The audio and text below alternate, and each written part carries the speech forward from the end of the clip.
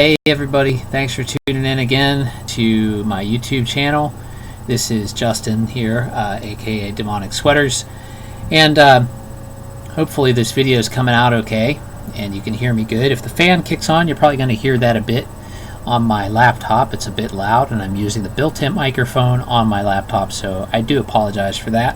Before we get started here, I'm doing this video basically by request of many YouTubers. The other Audacity mastering tutorials I did were a few years ago or a year ago or something like that, and it's changed a little bit. The plugins are a little bit different than they used to be, so I'm just doing an updated tutorial to basically get you up and mastering some audio, or an album rather, on Audacity. And the version here you can see that I'm using is 2.1.2. Right now it is October 24th, 2016, and I'm doing this on Ubuntu Linux, so maybe a little bit different if you're using Windows or Mac, but the idea should be pretty much the same. So basically, to get started, let's go ahead and open up a song. I'm just going to go to Import and go to Audio, and then we'll just use this mix I have here of my new song that you may have watched on my YouTube videos. I'm playing drums, so I'll move the camera over a little bit. And it says make a copy, blah blah blah. You can go ahead and do that, which is good because then you're not messing with your original file. Okay, so before I get started on even doing this one, I'm going to import a second song as well. Let's go to Audio. I think I have some more files here somewhere. Let's see. No, not that one. Okay, let's use this one.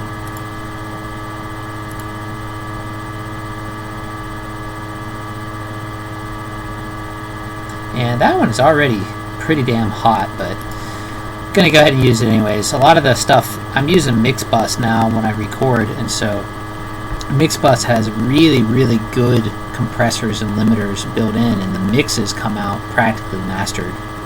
There's barely anything I need to do to them after most of the time after I mix them in Mixbus. But anyway, I don't want to get sidetracked on there. If you haven't checked out Mixbus, you absolutely should. It's by the company called Harrison, and it's based on what's it called? Drawing a blank here. I have it. Let's see. What's it called? Oh, god damn it. Alright, I'm going to edit this out of the video. Anyway, I'm not going to get too sidetracked on that, but just check out Mixbus. Okay, so we have two songs here. The basic concept of this video is to show you how to import multiple songs into Audacity, put the final touches on them, aka mastering, and then export those multiple songs all at one time with tags and everything that's ready to go. So it's basically how you take a collection of songs, import them into Audacity, and export your album all in one shot. And Audacity is great for this, and I use it pretty much every time when I'm doing my mastering of full albums, and I'll show you why. So you'll notice I have two tracks imported here, and obviously we don't want these on two separate tracks playing at the same time, so I'm just going to select. If you click in this gray area of the box on the side of the track, it'll select that entire waveform, so I'm just going to click on the second one here, and then Control X for cut, and then I'm going to click here on the edge of this one, and I don't know if you could see how that little gold line went in there when I click that line, and that just tells you you're clicking right at the end of the other waveform. So you probably want to do that, or you definitely want to do that if you don't want it to overlap the other song or have like a ridiculous amount of space in between. So I'm going to go ahead and paste it right there, Control V, and now I can delete this track where we imported it. And you can do that with the remainder of your songs that you have that you want to bring in. If you click this little button right here, the magnifying glass with the line with the two arrows pointing in, it will zoom out to fit every track that you have imported in your Audacity project right on one screen. So, say we have all of our songs imported that we want to use. We're going to go ahead and go to Tracks, and then Add New, and go to Label Track. And this is something we're going to use later on, but for right now, let's just, actually no, we're going to use it right now. What am I talking about? The purpose of the label track is mainly to tell Audacity where one song starts and ends. So basically it tells Audacity where your songs start and stop. So we're going to click in the beginning of this one right here, and then you can just click Control B to create a new label, and it'll do wherever you have the line, or wherever you just clicked, it will create a new label. So this first one that we have here is Helicopter Cop is the name of the song, so I'm just going to put that in. And then we're going to click here on this line, and this song is called Dev Null. Now I know from experience of doing this before, the actual title of this song is Dev/Null, but we can't use that because it will basically cause Audacity to have an error when it goes to try to write those songs. Computers don't really like that slash because it generally means or it designates that there's a folder, is what the slash usually means, especially in Linux. That may work on Windows. You could probably put the slash in there, maybe, I don't know. But on Linux it definitely won't, so I'm just going to put dev null. Now, I know we haven't even gotten to any mastering yet, but this is all part of it. So let's go into Edit Metadata. Here, you're going to put in the name of your band or artist or whatever. Track title, leave blank. Album title you can put in. Haven't really thought of an album title for this yet, but in the meantime I'll just call it Dev Null. Track number you can leave blank, or you definitely want to leave that blank. Year, obviously you can put in the year. Genre, I have no idea. Comments, if you want, you can put anything there. So we have all that in. Just click OK. And what is this? This is new. Bin handlers must be removed. That's kind of weird. Well, I'm gonna ignore that for now and see. Okay, so it's in there. I don't know what happened, but I'm just gonna pretend like that didn't happen, and we'll move on. Hopefully, it doesn't cause an issue. Okay, so let's get started. One of the main things that changed from the old version of Audacity to the new version is the hard limiter plugin. What actually didn't change that much. It's actually easier now. But before, you used to be able to go into effects and scroll through all of these that were in here and find hard limiter. And this is what I was basing my old tutorials on. But now, hard limiter is gone, and there's just limiter. And at first I was a little bit, oh shit, what am I going to do now? But if we click on limiter, you can see that it just combined all of the other limits into this one limiter plugin. And so it's pretty much the same. We're going to use hard limit. I guess, before we do that, maybe I should just play a little bit of this.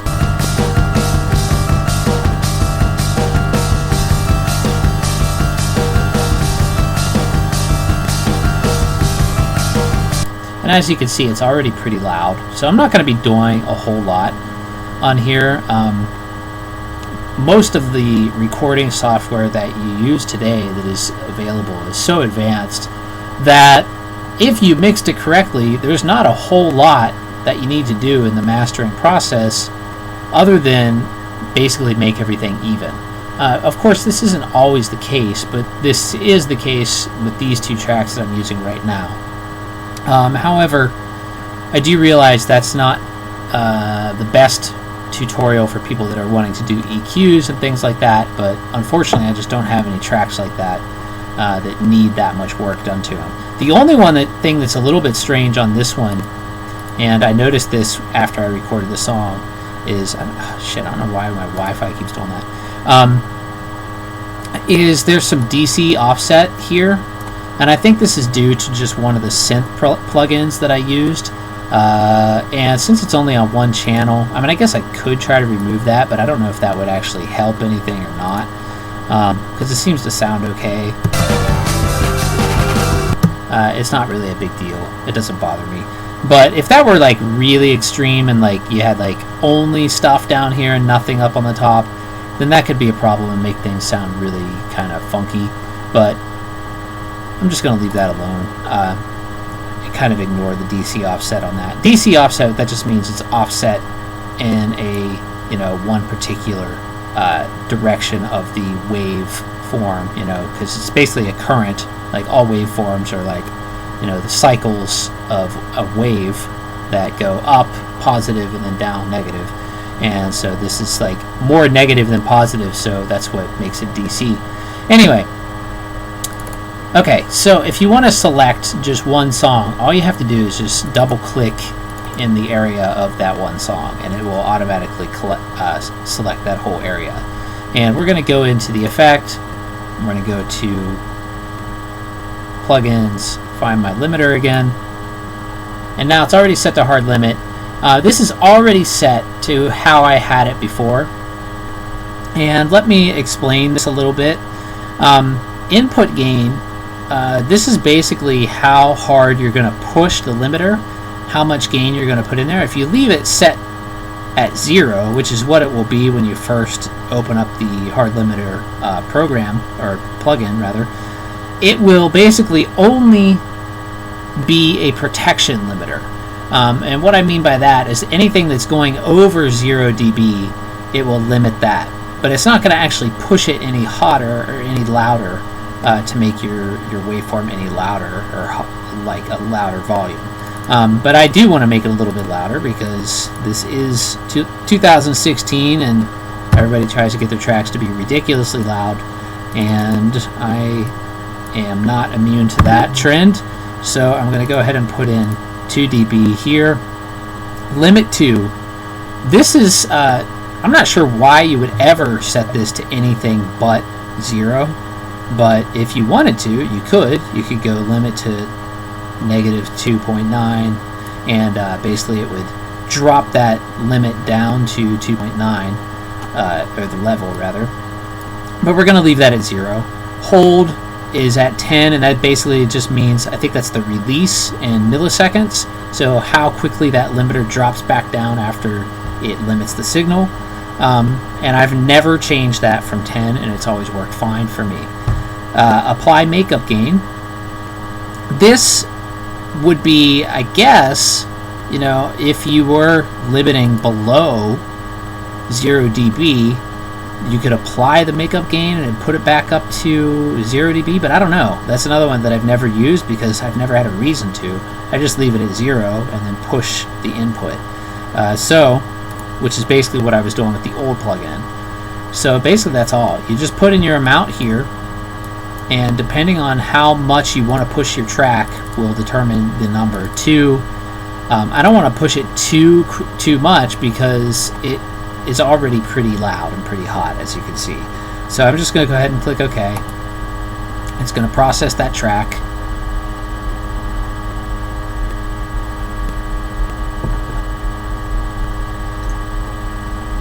I drank a cup of coffee while it's doing that, or I drank a coffee. And yeah, it takes quite a bit longer to process while I'm recording this video, but that's okay.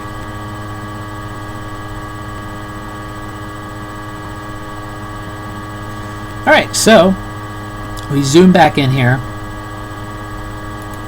You can see now that it's smoothed off some of those peaks, and it just pushed the song up a little bit louder. And let's take a listen now.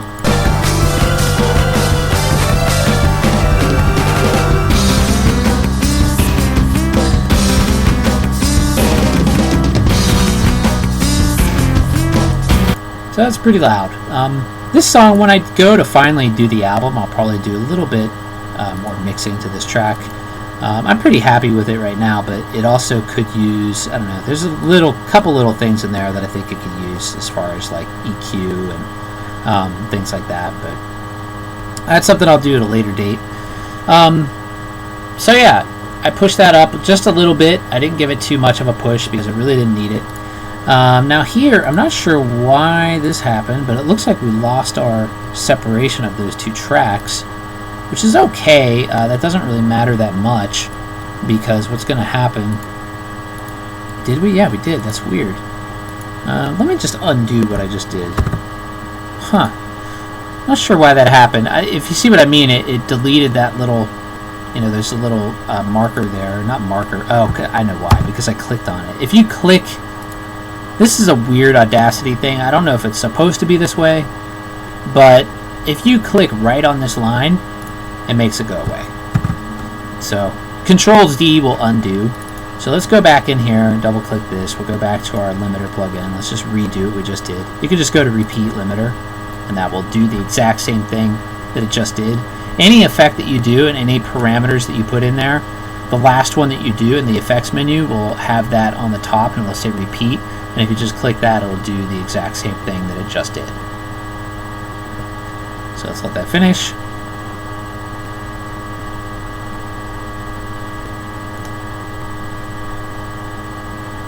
Okay, and it did it again. That's really strange. I don't recall that happening before, but anyway, that's not really going to hurt us. The only difference now is it's going to make me have to actually manually select this rather than double click it, because if I double click it, it'll select the whole thing.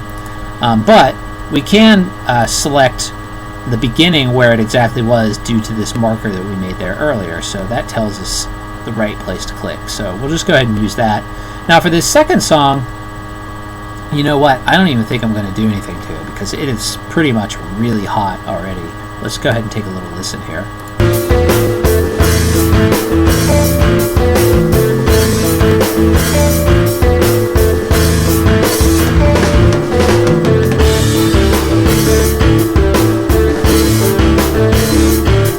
Yep.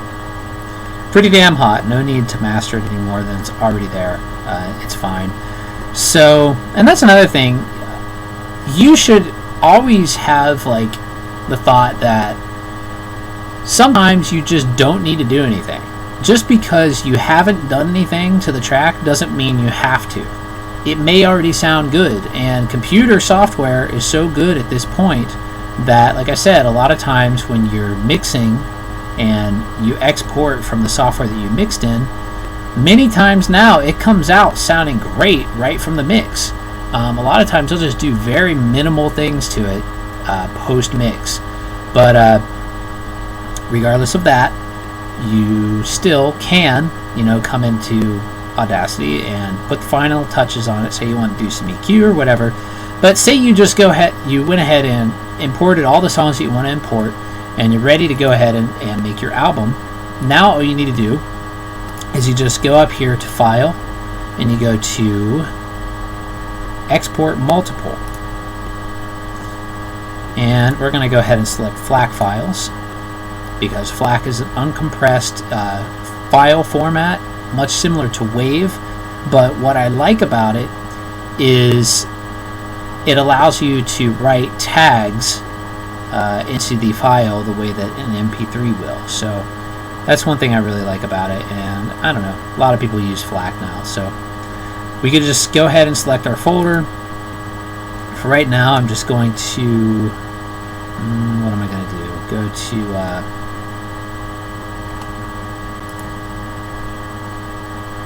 just put this on the desktop for now, create folder, YouTube, click open. Now, right down here where it says split files based on, this may say tracks. What you're going to do is you're going to click on labels. And what that will do, and move my head out of the way, is when we go to export, it will base every new file that it writes based on these little labels on this label track that we put in there. And name files, you could do using label or track name, or numbering before label track name, which is, I like to do this because the reason why that is very useful is when you select numbering before label track name, this doesn't have to do with the tags, but it has to do with the way that the file is actually named when it exports it. So when you go to upload, you know, the album that you just exported from Audacity onto Bandcamp or something like that, everything is numbered. It is already in the order that it should be when you go to upload the song. So that's why it's really good to use the numbering before label track name. So let's go ahead and click export. Now, remember that stuff we put in the tag editor before, or the when I showed you the metadata, that's what it's called. All of that stuff, the artist name and the album title and the year and the genre, they're already pre-populated there, and you'll notice how it automatically added in the track title taken from this label track and the track number taken from the order of what we put in those labels, and it already put it in there. So now just click OK, and there's the second one. You'll see this for as many times or as many songs that you have up there. You just click OK, and now it's going ahead and export those songs as FLACs. And see, you can see here, this is the title of the song, or of the file that it's exporting, 01-Helicopter Cop.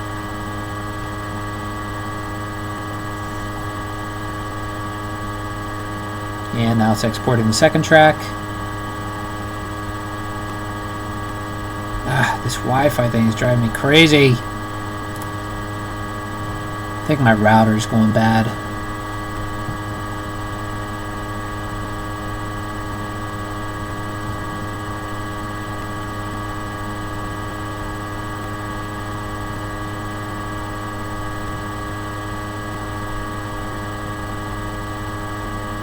Alright, and then this little dialog pops up that tells you what it just exported. Just click OK. Now let's go back in here and minimize this, and there's the folder. We open that up, and there's those two songs, fully tagged and ready to go, ready to be uploaded. Click on audio, you can see the tag there, the year and all that stuff, tells you what kind of codec and blah blah blah. So hopefully this was useful, and you can take some info from this and apply it to your own projects. And yeah, it's kind of a short video, but I just wanted to kind of go through the stuff that changed from my last video. And thank everybody for subscribing and watching these videos. If you have any questions or anything like that, or want me to do a specific tutorial that I can do. I can't do everything, but I may be able to do it. Doesn't hurt to ask. Also, if you have a chance, check out some of my drumming videos. That's really my main focus. These tutorials are fun too, but I like playing drums better. So anyway, thanks for checking it out, and subscribe, click like, and have a good one. Later.